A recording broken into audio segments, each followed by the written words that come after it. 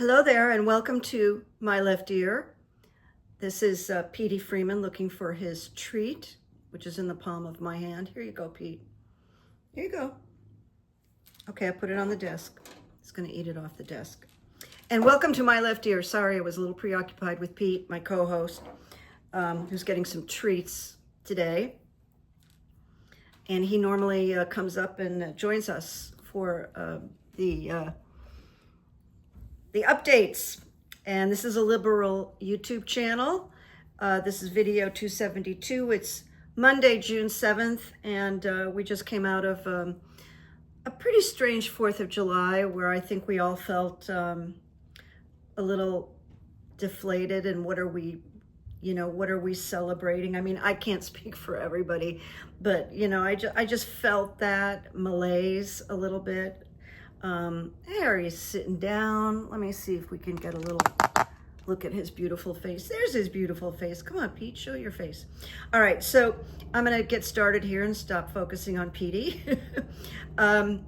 Speaking of focusing, I got a note from a valued subscriber, by the way, who has asked me more than once to please stop focusing on the midterms. I'm not like focusing on the midterms, but they're very important, and I'm mentioning the midterms because in my mind, I have moments where I'm wondering, are we going to have midterms? My left ear feels like there's forces right now kind of plotting how to minimize the blue tsunami that we all think is probably coming and deserves to come. He said, we have a mess to clean up in the present. That's true. And now is the only moment that matters. And that's true also. But I want to share with you what I wrote him. I think it's a male. Both positions can be operating at the same time. Yes, now is the only moment, according to Eckhart Tolle, Ram Dass, and many others. But there's also a famous phrase, if you fail to plan, then you plan to fail. And both are true. So I'm straddling both just to stay with my own sense of, I don't know, right and wrong, balance, whatever you want to call it. I think both of these things are true. We are in this moment. It's a really tough moment. It could get more uncomfortable. It probably will until it starts to turn like Albert Einstein's gyroscope, which he says goes way out to the edge and then adjusts and comes back. That's Albert Einstein. So I value this. The midterms are a distance off, but there is this tremendous potential there. I was going to throw another set of runes on, will we have the midterms? But there's plenty of time for that. And I want to put a little space between that question. So I'm going to go right to a runes here, but I'm kind of calling this Opinions Unlimited a little bit today. Now, I didn't put this first, but I'm going to put it first right now. Some kind of intuition that I'm having. We had this big week where the Sean Diddy Combs verdict came down, and he was acquitted on 2 counts that were extremely serious, life sentences, and people were shocked. So I'm just this is my Opinions Unlimited, okay? That's the first time I've ever called this segment Opinions Unlimited, but I'm gonna give you my Opinions Unlimited. I have doubts, and see, I'm not an attorney. I like to say I play one on TV. I always actually wanted to be cast as an attorney, and I never was. I really, really wanted to be on LA Law. I have doubts whether the prosecution against Diddy did a spectacular job. Now, it felt to me like I wasn't, what's the word? Obsessed, but I checked in every day. I wanted to know what was going on, and I wanted the update and everything. And it felt like almost every day it was just a lot about sex. And of course, that was, Diddy's whole jam was sex and the freakouts, blah, blah, blah. But I feel like they failed in showing the jury, like engineering the steps that are involved with the trafficking. I think they brought it in the final, wrap-ups.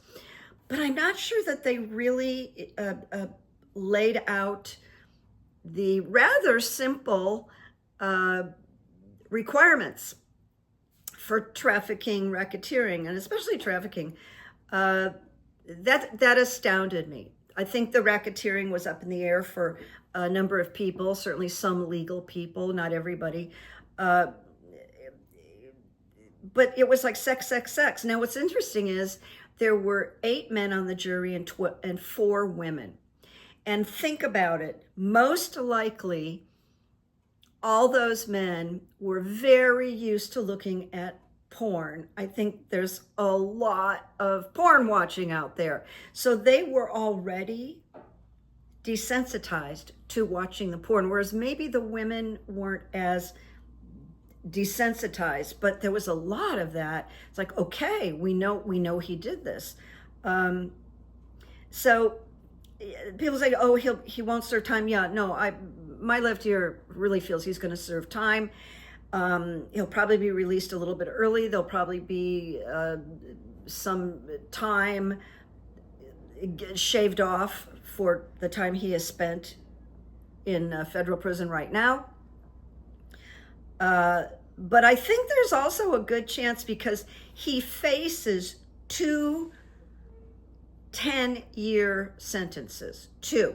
So that means 20 years. That's the maximum, accordingly, that he can get.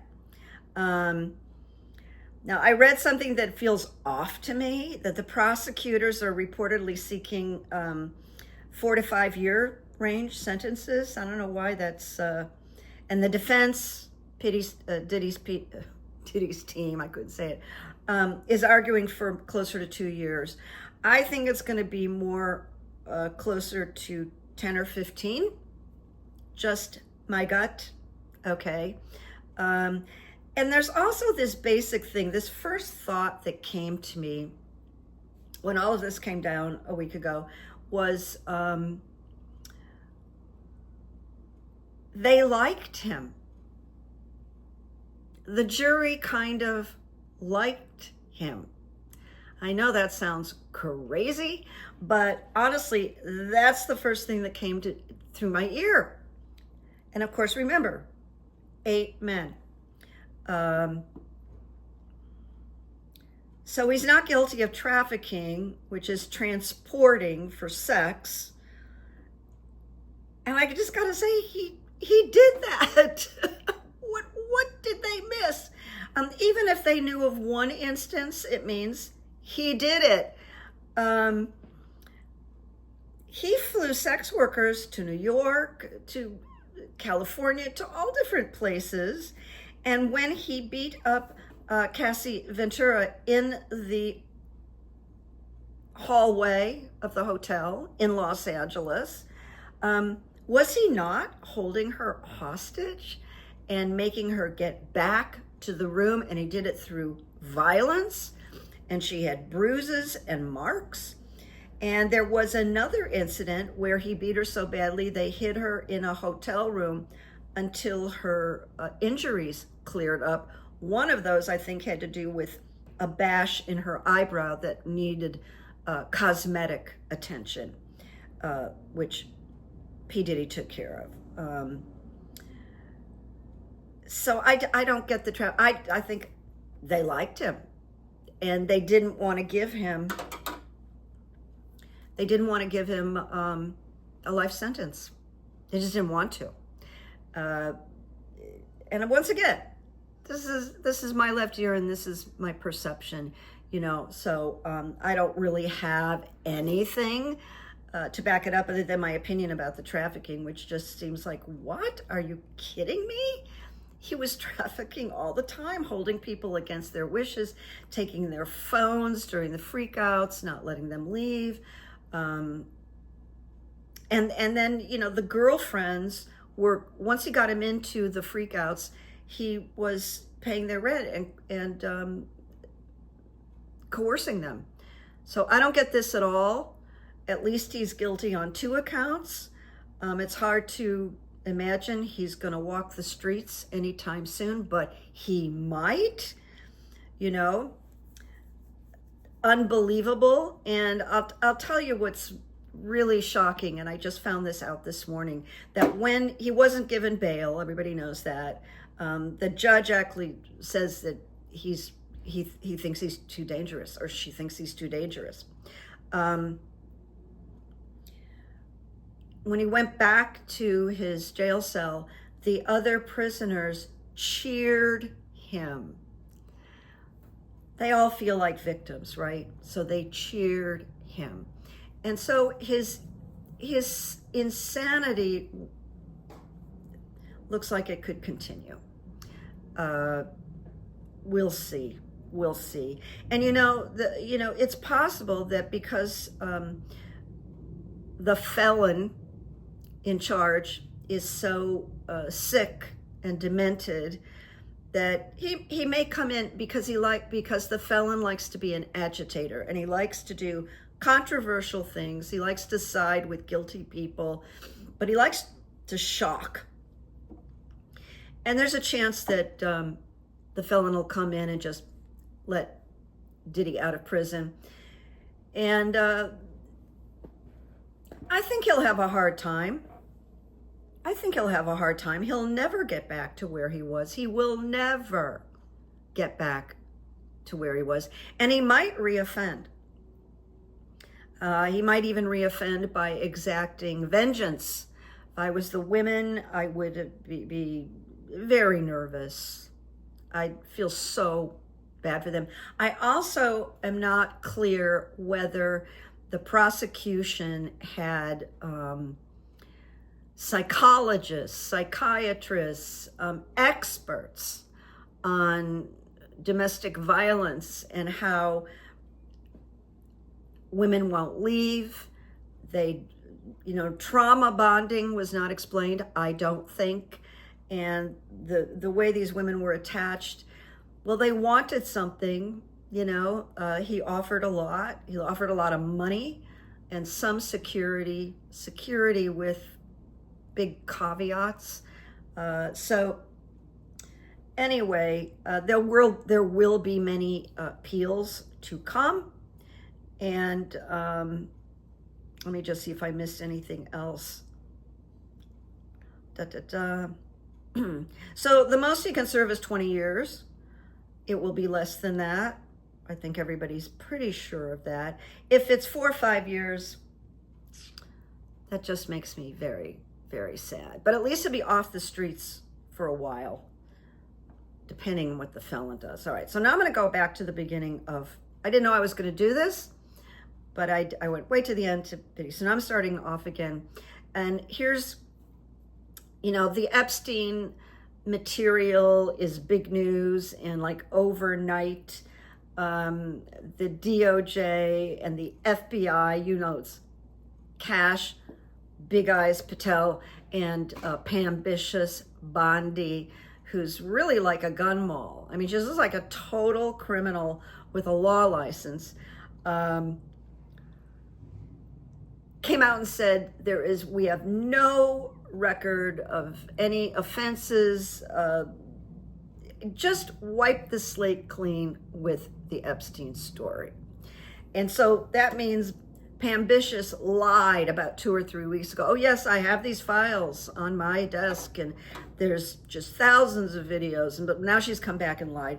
And that's at the behest of the felon. You need to go out and say this. But I said this 4 weeks, no, you need to do this. He's probably promised Pam and Cash, I'll pardon you. You're fine. I'll protect you. We don't know that is going to happen for sure. Depends on what goes down. Like Trump expires, then who's around to give a pardon? Because, you know, once the Democrats, God willing, come in and take over, there'll be a lot of, well, you know, Senator Eric Swalwell wants to open up a whole separate criminal commission made up of all kinds of people to go in there and start investigating this whole crime syndicate. But because of the Epstein, now there are rumors out there that Ghislaine Maxwell, who's in prison, is working with the FBI. I'm not sure I believe this, because who's the FBI? Kash Patel. I don't know, but I asked, all right, is Ghislaine Maxwell working with the FBI? So I got the rune of Journey, and Journey is concerned with something that has two sides. Guilty, not guilty. It doesn't say that. I'm saying guilty, not guilty. Two elements that come at the end of a journey. And this speaks of an ending of a journey, the Journey rune, okay? It also speaks to a period of aloneness, and that we have to be willing to wait. So Journey, now this is interesting. Journey carries within it the rune of joy. For now, the end of this journey is in sight. So now I picked joy. Synchronicity, all right? Joy is the rune of joy and light. It is fruit-bearing. Speaks of happiness, of things finally coming together. Speaks of the culmination of the phase of learning and growth. That made me think that Ghislaine Maxwell went from this life of luxury, even when she was growing up with her father, to a jail cell. And she might be doing some soul searching, some personal work, an inventory. It's hard to say. But it says when this appears in the casting, the rune of joy, that a positive result is sometimes in the offing. It's emblematic of a new clarity and understanding for you in your current situation. So she might have risen to some, like, oh my God, I can't believe I did this for this man. I can't believe I did this for this man. And then, I mean, it's a really weird reading for Ghislaine Maxwell. I got the rune of wholeness, which is very positive. It's the impulse towards self-realization. That's where I got this feeling that the woman maybe, you know how people go to prison and they find Jesus a lot of the time?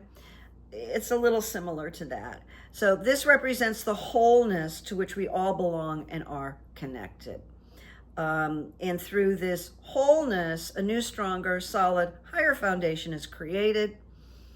It's a rune of great power, and it speaks to opening yourself up, letting light into part of your life that has been shut away. Now, I don't know enough about the FBI to know if branches overseas, kind of are not so much under the thumb of Kash Patel. Are there other branches that are free to work on this? And if there's any truth to her working with the FBI, they would have to offer her a deal, to get out. It's a Petey hair. So although I don't have the definitive answer, I have my doubts whether this is happening. It's a good rumor, but if so, the woman has gone through a lot of transformation about what she did and what she was involved with. It was very serious. I'm moving on now. Another rune. The money that has been, I guess, approved by the House and the Senate to throw at an ICE army, militia. There's a lot of money for ICE now. And so what my left ear thinks is that the felon is building his very own police force that will not deny him. No, sir, we won't go in and attack those people. No, like the armed services might deny him. No, that's not what we signed up for, and we're not going to do it. But ICE will. And so ICE is turning into like his own enormous Proud Boys enterprise with no identification so far. And he's thinking, how can I protect myself? Even though he deserves prison, how can I protect myself? And this past week, when the alligator Alcatraz, calling it Auschwitz myself, has been erected, and Trump and DeSantis and Kristi Noem showed up, and they're standing inside the empty concentration camp, laughing, proud of it, laughing. Even mentions of people being eaten by, alligators. I mean, that's really gruesome. We should not become insensitive to these images, which is what they want. So the first American concentration camp was built, erected in Florida, in the swamps of Florida, surrounded by snakes and alligators. President of the United States is making jokes about it, and it's about disappearing nationalized citizens, innocent immigrants who are just working jobs and paying for their kids to go to school, and they have no criminal, records. So I believe I felt it in my body. We just hit a turning point when we, not me, not you, celebrated American concentration camps. Already, with nobody there, no hurricanes, it's flooded. Gives you an idea of how probably fast it got erected. Now I gotta stop, and I need to take responsibility for something. I didn't do runes on it, but I thought that they would start putting this concentration camp together and not be able to finish it. So I was wrong. I have to admit that. We're all wrong sometimes. They threw it together really fast. And that means they were behind closed doors working on it. And I'm telling you, it's like a matchstick house that's just gonna, it's just gonna blow over. And all right, so I picked the runes. Is Trump building his police force for himself? So the first rune I got, disruption, change, invention, freedom, all parts of this. It says break free from constricting identification. It's the great awakener and could be so powerful as to rip away the fabric of what you previously knew. When disruption appears in this cast, it indicates disruptions on many levels. As I said, it's called the Great Awakener, where in one swoop, there can be a ripping away of one's perception, of one's reality. Now, the ripping away, I see that whole encampment like just going down like matchsticks. The first, anybody's been through a hurricane. It's not very survivable in many cases. And it is akin to awakening from a deep slumber. So this disruption feels like his plans go awry. All right, so that's my interpretation of it. And when they go awry, people start to like wake up. Well, then I got partnership, which is, most people think of it as business or romantic, but there are partnerships of all types. This partnership is called supply and demand, and it very much describes the felon, because he's all it's all contractional, it's all extortion, it's all about making money from the seller to the buyer. And Trump is hoping for a divine partnership here with this concentration camp. So then joy, all right, joy doesn't have to do with him. It's like, this is the third chapter of this awful story, this nightmare, and it's about things beginning to come together. That's what the joy is. And it speaks of the culmination of a phase of learning and growth. Oh my God, you're not kidding. Remember the time they built a concentration camp in the United States? There are positive results that can come from the joy rune. And it does speak of new clarity and understanding in the current situation. Okay? I'm gonna stop for a minute and just tell you a quick story.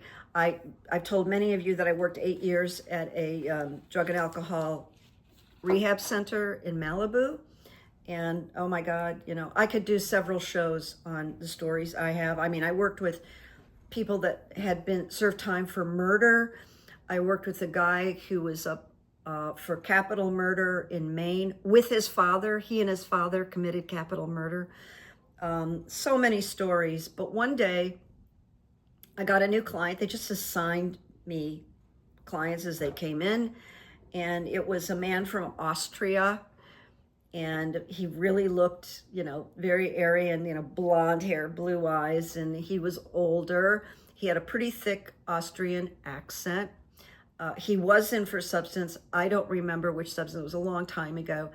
And then in his clipped Austrian accent, he would talk to me and tell me stories. And he tells me one day that he met Hitler as a little boy, like maybe 8 years old, 7 years old.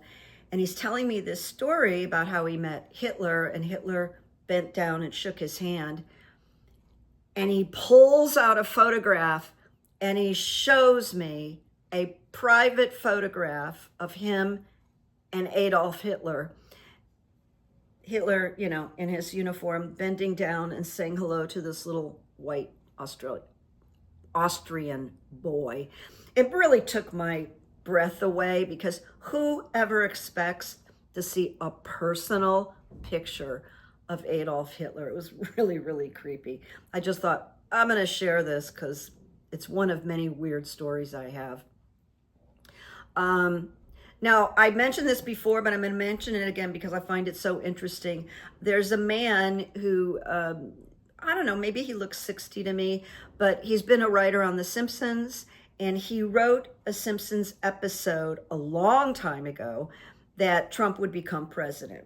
And it was before his first presidency. So it was like really predictive.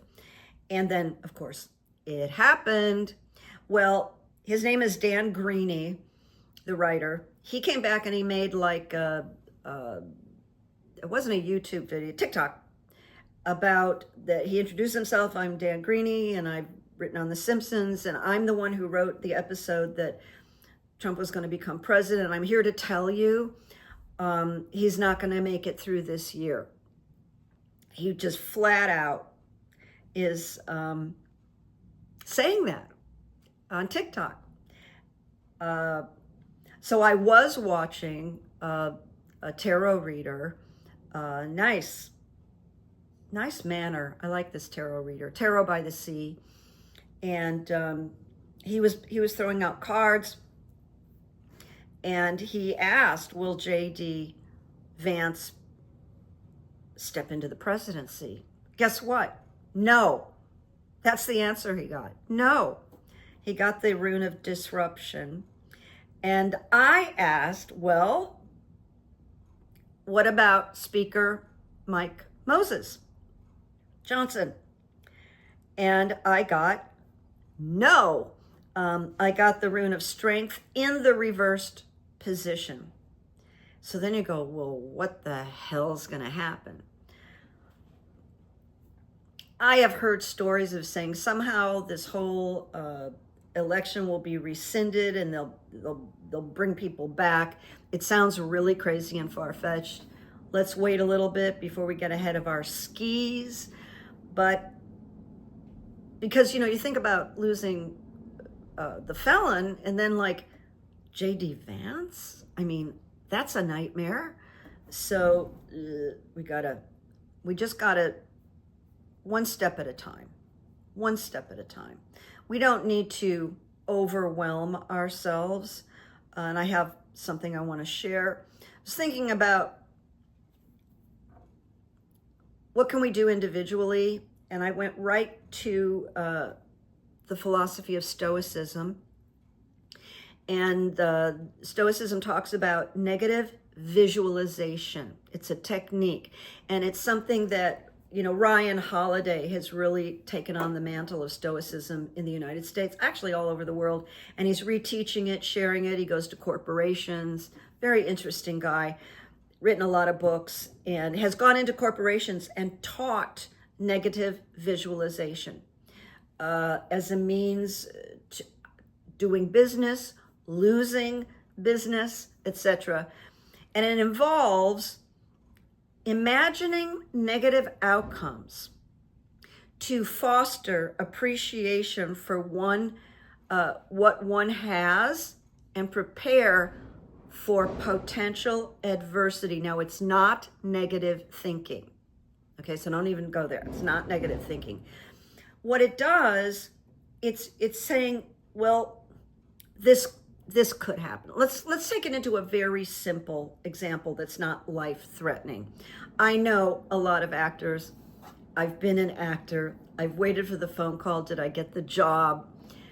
I've gotten the phone calls that I got the job, and I got the phone calls that I didn't get the job that I thought I was going to get, or a call back. That's just a simple way that actors can go, it may not go to me, and then how am I going to feel, and you know, how am I going to bounce back from that, and what I'm going to turn to so I don't get depressed and go under. So it's a prepping, but it's not negative thinking. So the benefits, the Stoics say, it reduces fear of the future. It increases mental resilience. So I'm not like blindsided, where I never thought this would happen, okay? And it helps us prepare for potential challenges. And of course, once again, comes back to appreciating the present. So, you know, when I was counseling in the rehab, and I was talking to people like on their first day of coming off of heroin, and also on their last 2 days of graduating and being healthy and clean of any drugs and alcohol, that this is very helpful facing a new challenge. So, and as I said before, it's practiced in corporations, it's taught, and it is a form of desensitization, but not to invoke the negative. Is definitely not to invoke the negative. It just could be, wonder how am I going to handle it if, and you know what? I didn't do that with this election. I wished I had. I was so sure of Kamala Harris. I wish I had. And I really wasn't completely prepared for what happened. I was like, okay, I learned my lesson. I really didn't give that time. So it's kind of a brain training, the negative. how am I going to handle that? What are plans A and B and C? Not a bad thing to remind you of right now. And here's a quote. I scrolled, and every time I use a quote, because I have pages, I make 30 pages of quotes. The ones that I use, I make the red in red ink. So I go, okay, I use that, I use that, I use it. There's a lot of red there, but I found this today and I really like it. It's by Sir Winston Churchill. And he said, a pessimist sees the difficulty in every opportunity. An optimist sees the opportunity in every difficulty. So when I hit on that today, I went, okay, that's perfect. That's perfect. I'll repeat it. A pessimist sees the difficulty in every opportunity. An optimist sees the opportunity in every difficulty. Very good, Winston Churchill. And I am running out of time. I don't have like a big good evidence story that's coming forward today. So I'm just going to say, look for it, be open to it, make it happen. Sometimes it's just something, so something just came up. I was walking from a parking lot into a Starbucks, and it was very busy. I think it was Saturday afternoon. It was really busy. That ordering in line in your car was like a snake line. It was really, I was going inside. And so I avoided the cars and get on the side, and I walked towards the door, and this really beautiful, like 20-year-old or something, had like 3 drinks with her, and she opened the door, and then she just stood there, and I walked up, and she was still standing there holding the door, and I said, have you been standing there to hold the door for me? And she just went, yeah. So I said, you're incredible. That's like the sweetest thing. Thank you so much. And I think she was surprised that I was so effusive, but it felt really good. I don't find a lot of young people that thoughtful these days, and I wanted to give her some really positive reassurance that that was a super nice thing to do.